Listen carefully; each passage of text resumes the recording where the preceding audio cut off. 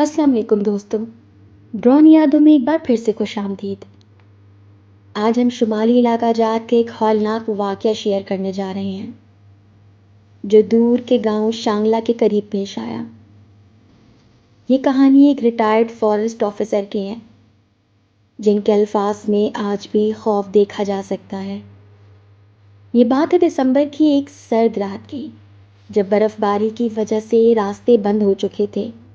सरकारी रिकॉर्ड में इस वाक़ये को गैस लीकेज का हादसा करार दिया गया, लेकिन क्या ये सच था? वो आज आप पहली बार सुनेंगे। जंगल के बीचों बीच एक पुराना बरतानवी दौर का बंगला था जिसे मकामी लोग काला बंगला कहते थे। वहाँ का नया इंचार्ज एक नौजवान लड़का जिसका नाम अरसलान था, जो इन सब बातों को तो वहम परस्ती समझता था। इसका काम सिर्फ उस बंगले की देखभाल करना था। पहले चंद हफ्ते बहुत पुरसुकून गुजरे। अरसलान अकेला वहाँ रहता था और उसे तन्हाई पसंद थी।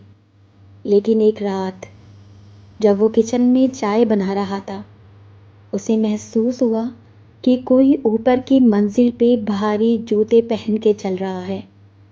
उसे लगा शायद कोई मुसाफिर रास्ता भटक कर आ गया है। उसने आवाज़ दी, कौन है? ऊपर जाना मना है। जवाब में सिर्फ एक जोरदार कहकहा सुनाई दिया। अरसलान के रूंगटे खड़े हो गए। अरसलान टॉर्च लेकर ऊपर गया। ऊपर के तमाम कमरे बंद थे, सिर्फ आखिरी वाला कमरा आधा खुला था। जब अरसलान ने अंदर टॉर्च मारी तो उसने देखा कि वहाँ कोई नहीं है, लेकिन कमरे के बीचों बीच एक कुर्सी मुसलसल हिल रही थी, जैसे अभी अभी कोई वहाँ से उठ कर गया हो। उस रात अरसलान सो नहीं सका।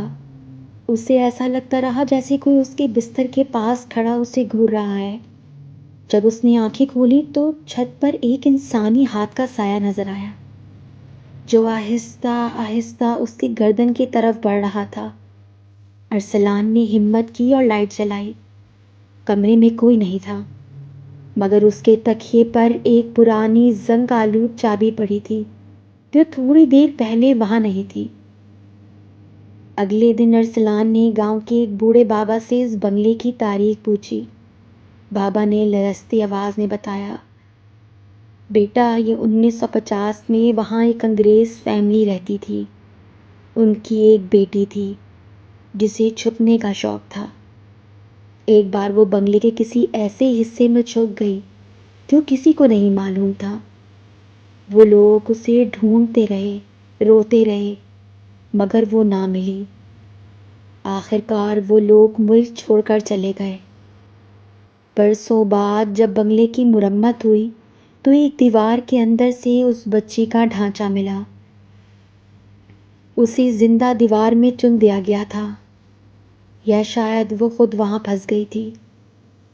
तब से वो इस दीवार से बाहर निकलने का रास्ता ढूंढती है। अरसलान को वो चाबी याद आई। वो भागता हुआ बंगले में गया और उसी कमरे में पहुंचा जहां कुर्सी हिल रही थी।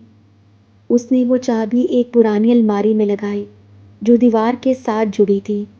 जैसे ही अलमारी खुली, उसके पीछे एक छोटा सा खुफिया दरवाज़ा था। दरवाजे के अंदर एक छोटी सी कोठरी थी। वहाँ दीवार पर कोयले से हजारों बार एक ही लफ्ज़ लिखा था, मुझे बाहर निकालो, मुझे बाहर निकालो। अरसलान ने जैसे ही वो तहरीर देखी, उसे अपने पीछे किसी की सांस लेने की आवाज़ आई। शुक्रिया अरसलान, तुमने मुझे ढूंढ लिया। अरसलान पीछे मुड़ा तो वहाँ कोई नहीं था, लेकिन फर्श पर मिट्टी में छोटे छोटे पाँव के निशान बन रहे थे जो कमरे से बाहर की तरफ जा रहे थे। अरसलान उसी वक्त वहां से भागा और पीछे मुड़कर नहीं देखा। आज वो बंगला खाली पड़ा है, लेकिन गांव वाले कहते हैं कि अब वहां कोई आवाज़ नहीं आती। अरसलान का कहना है कि उसने किसी भूत को नहीं, बल्कि एक कैद रूह को आज़ाद किया था। मगर सवाल ये है, क्या वो वाकई आज़ाद हो गई, या वो अब अरसलान के साथ है?